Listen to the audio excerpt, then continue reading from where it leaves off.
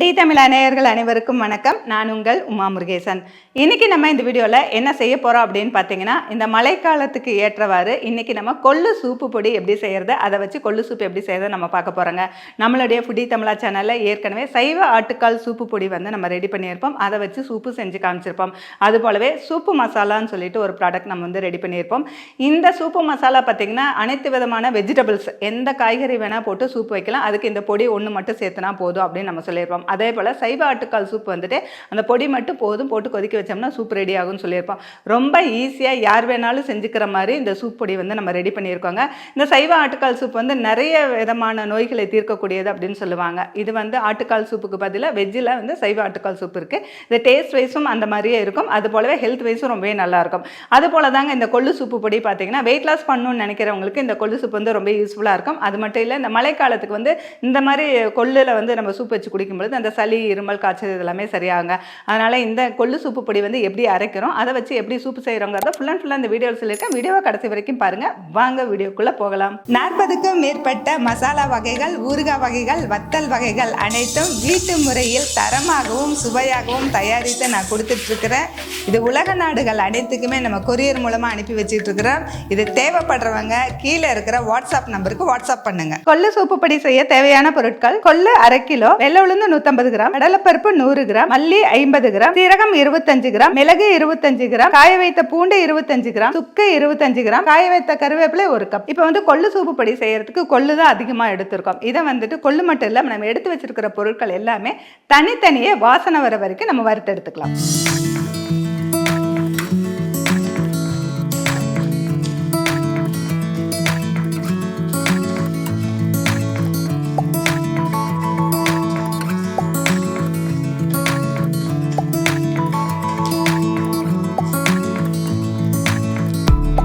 கொள்ளு வந்து நல்ல வாசனை வர வரைக்கும் வறுத்தாச்சு, நம்ம எடுத்துக்கலாம். அடுத்தது வெள்ளை உளுந்து வறுத்துக்கலாம்.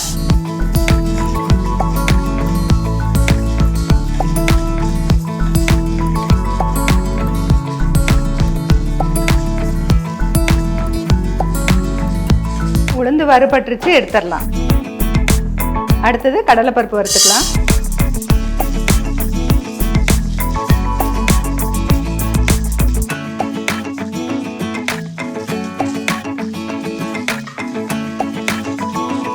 கடலைப்பருப்பு வறுபட்டுருச்சு, எடுத்துக்கலாம். அடுத்தது மல்லி வறுத்துக்கலாம்.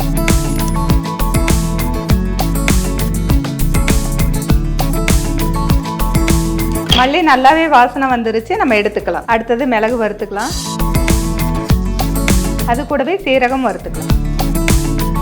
இது கூடவே கருவேப்பிலையும் வறுத்துக்கலாம். சீரகம், மிளகு, கருவேப்பிலை எல்லாமே வறுபட்டுருச்சு, எடுத்துக்கலாம். அடுத்ததா சுக்கு வறுத்துக்கலாம்.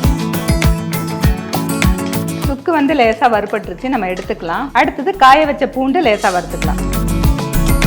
அடுப்பு ஆஃப் பண்ணிவிட்டு அந்த வடசட்டி சூட்லேயே நம்ம சேர்த்து வறுத்துக்கலாம். ஏற்கனவே நல்லா காஞ்சதுனால சீக்கிரம் வறுபட்டுரும். அடுத்ததாக 50 கிராம் கல்லுப்பு எடுத்துக்கோம், அதையும் வறுத்து இதில் சேர்த்துக்கலாம். இப்போ இந்த சுக்கில் தோல் இருக்கும் பாருங்கள், இந்த தோலெல்லாம் இந்த மாதிரி சீவி எடுத்துக்கலாம். இந்த சுக்கு மட்டும் உரலில் வச்சு தட்டிட்டு அதுக்கப்புறம் இது கூட நம்ம சேர்த்துக்கலாம். இப்போ இதெல்லாம் நல்லா ஆறிடுச்சு. ட்ரையான மிக்ஸி ஜாரில் போட்டு நல்லா நைஸாக பொடியாக்கி எடுத்துக்கலாம்.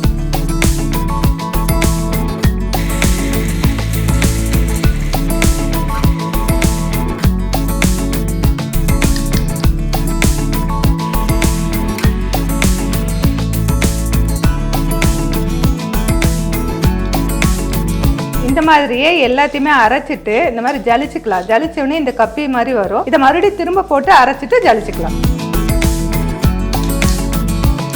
இப்போ சூப்பு பொடியெல்லாம் நம்ம அரைச்சி முடிச்சாச்சுங்க. இதெல்லாம் நல்லா மிக்ஸ் பண்ணிக்கலாம். சூடு ஆறுனதுக்கப்புறம் ஒரு ஏர்டைட்டான ஒரு கண்டெய்னர் அல்லது கண்ணாடி பாட்டிலில் நம்ம ஸ்டோர் பண்ணிக்கலாம்.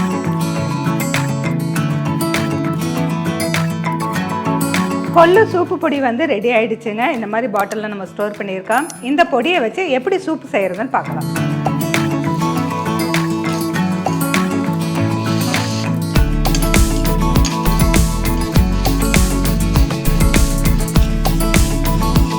இப்போ வெங்காயம் தக்காளி வந்து கொஞ்சம் எண்ணெயில் நல்லா வதக்கியிருக்கோம். அது கூட கொஞ்சம் கருவேப்பிலையும் நம்ம சேர்த்து நல்லா வதக்கியாச்சு. அடுத்தது நம்ம கொள்ளு சூப்பு பொடியை வந்து இந்த மாதிரி நார்மலான ஸ்பூன், இந்த ஸ்பூனில் 2 ஸ்பூன் நம்ம சேர்த்துக்கலாம். இது வந்து 10லேருந்து ஒரு 12 கிராம் வரைக்கும் இந்த ஸ்பூன் பிடிக்கும்.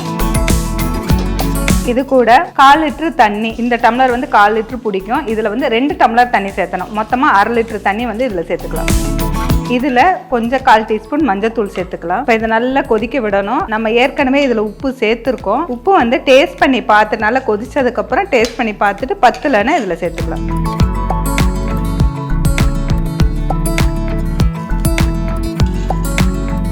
இப்போ நல்லா கொதிச்சு இந்த அளவுக்கு பாருங்க சுண்டி வந்திருக்கு. இப்போ நம்ம வந்து இதில் எந்த மாவு எதுவும் சேர்த்தல, கான் மாவு அந்த மாதிரிலாம் எதுவுமே சேர்த்தலை. இதில் போட்டிருக்கிற பொருளே இந்த அளவுக்கு திக்காக வந்திருக்கு. இந்த டைமில் அடுப்பு ஆஃப் பண்ணிட்டு இந்த சூப்பை அப்படியே எடுத்து நம்ம வந்து ஸ்பூன் போட்டு நம்ம எடுத்துக்கலாம். இந்த இதெல்லாம் வெங்காயம் இதெல்லாம் வந்து வடிக்க தேவையில்லை. இப்படியே நம்ம வந்து சூப்பாக நம்ம எடுத்துக்க முடியும்.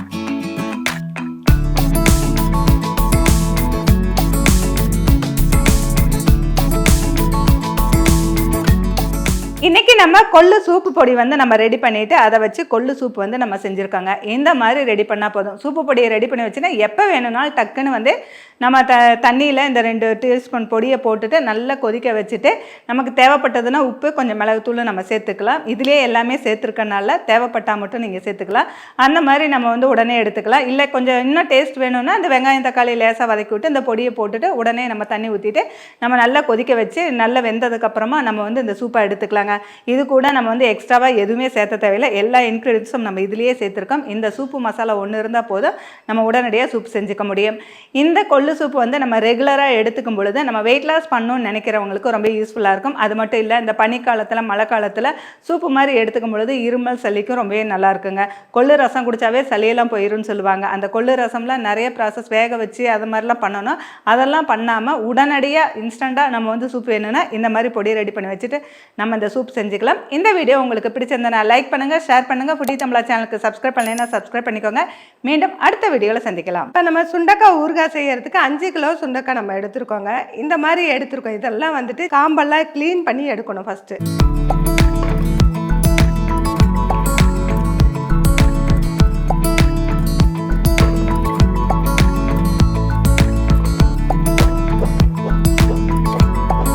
சுண்டைக்காயெல்லாம் நம்ம காம்புலேருந்து தனித்தனியாக எடுத்தாச்சு.